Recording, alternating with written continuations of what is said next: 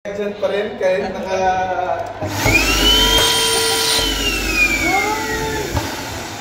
lahat ng camera na sa'yo. Malupit na camera.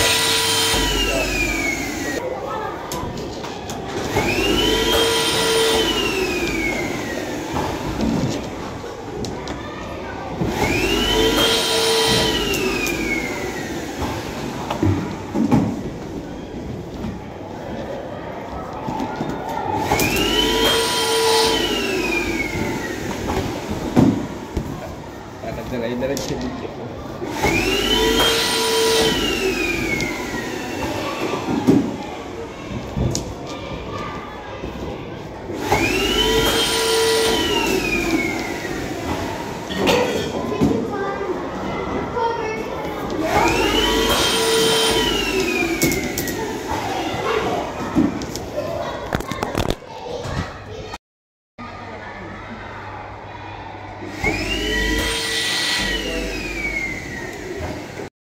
Nagawa natin. May itatayo na yan.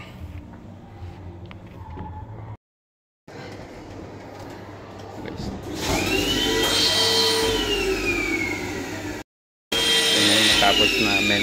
Ito yung 20 meters. Tapos ito yung dalawang arch. Isa kami yung ginagawa nito.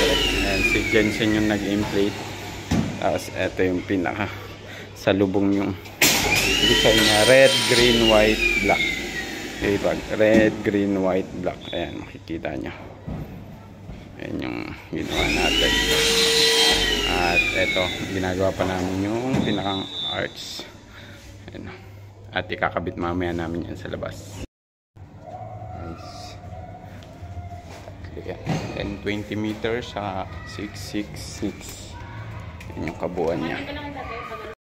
Magic, ayan, nagkakabit si Greg nung paglalagyan ng lobo. Ayan, nakabit ko na dito si Greg dito sa site. Diyan namin ipapatong yung lobo. Tapos eto, pakita ko sa inyo harap. Ayan yung isang technique namin kasi mahangin. Pag talent 260Q lang, may stretch yan. Kaya ayan, nilagyan namin support para pag nilagay dito, ayan, makikita nyo dyan, ayan, ilalagay dyan yung lobo. Tapos ito yung stage nila. Ayan, dito kinakabit na natin yung lobo. At kung makikita nyo, ayan, tinatali na lang natin. Napakabilis na yung trabaho kasi ayan, kahit humangin siya, may harang siya, doon natin siya tinali sa rod na kinabit namin kanina. Ayan, kabilaan kami ni Greg para mabilis yung trabaho. Naka timelapse lang tayo dito, kaya mabilis. Ayan, ang salubong na spiral yung ginawa natin.